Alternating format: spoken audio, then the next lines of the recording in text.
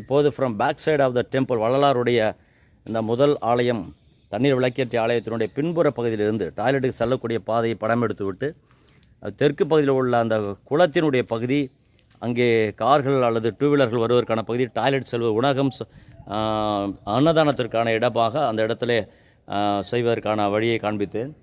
இது ஒரு வழி. இது வெளிப்புற மனிதர்கள் வருவதற்கான ஒரு வழியாக இருக்கிறது. இதில் காம்பவுண்ட் அமைத்து பூண்டுகளை எல்லாம் அகற்றிவிட்டு வேலி அமைத்து செக்யூரிட்டி மற்றும் போலீஸ் ரேடியோகளை அமைக்குமாறு கேட்டுக்கொள்கிறேன். இந்த பாதை பாருங்கள் எவ்வளவு ஒரு கடினமாக இருக்கிறது என்பதை நான் மீண்டும் மீண்டுமாய் சுட்டி காட்டுகிறேன். எனவே அதை போலவே இது முற்றிலுமாய் சர்வதேச மையமாக்குவதற்கு விரைந்து இந்த பணிகளை செய்ய மாநில முதல்வர் திரு ஸ்டாலின் ஐயா அவர்களை அன்போடு கேட்டுக்கொள்கிறேன்.